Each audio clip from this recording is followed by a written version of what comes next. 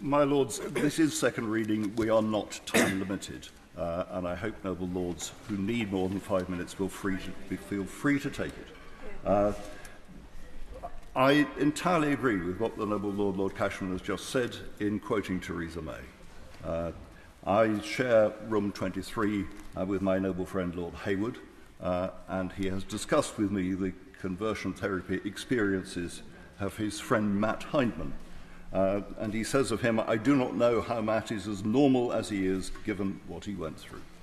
My Lords, my knowledge and respect of my noble friend are such that even if I had not already been in that position, I would undoubtedly come at this bill thinking that this was a correct and noble aim to deal with something which is clearly perceived as an evil, and experienced as an evil by many people, and I was interested to hear what the noble lady Baroness Burt had to say about her experiences of it, looking at it from a slightly different angle. But I have deep concerns with the bill as it is drafted.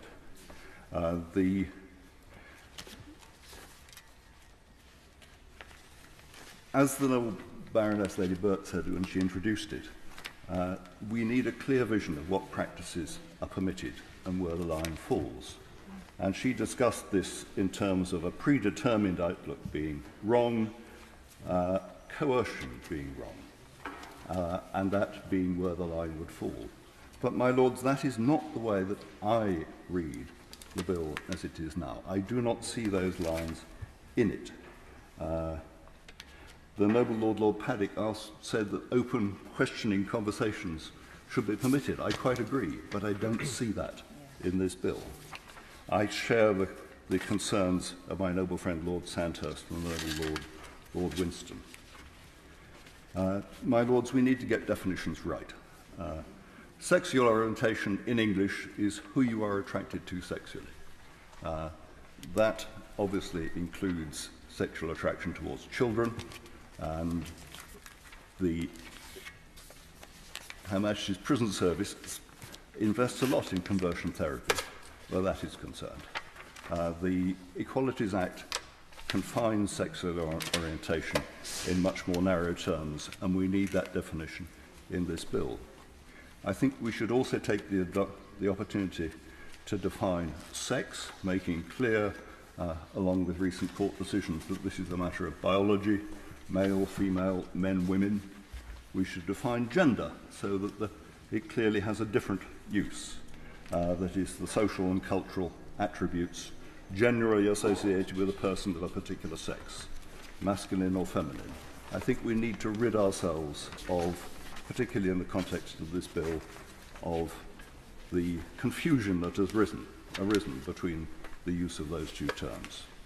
And particularly in this bill, we need a definition of gender identity. My noble friend has already drawn attention to the Scottish draft. We are legislating about gender identity. We need, if doing so, to have a really clear definition of what it means. And in ordinary usage, it appears to be a very wide concept. And I hope that those who are proponents of the bill will feel able to contribute to a close definition of this. We also need protections. My Lords, therapy, and we've all received, I think, an email from the BMA. I think they are being hopelessly optimistic. Other jurisdictions have specific protection for therapy. It's clearly needed in the context of the bill as it's worded at the moment. We also need protections for parents. Many others have suggested that parents, in their ordinary discussions with children, should not be criminalised by this bill. Children, the whole process of childhood is one of maturation and ceaseless change and experimentation. Children can take on really strong identities which don't persist.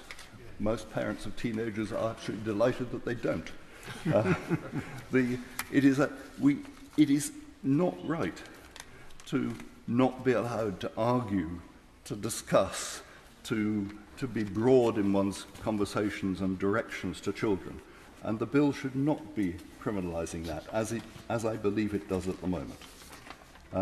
We need protection for religion. Again, that's common in other jurisdictions. And we need, I think, above all, to have to make it clear that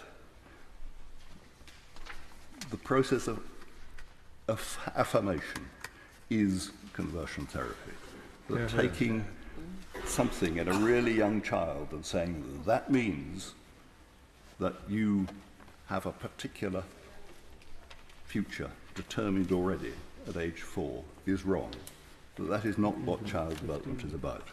And that picking a child early and freezing their development in that way, particularly when it involves chemical castration, when it involves physical mutilation, is something that we should be extremely wary of. And if there's one thing that this bill, as amended, might achieve, it is making sure that that is the criminal offence, not parents seeking to help their children develop.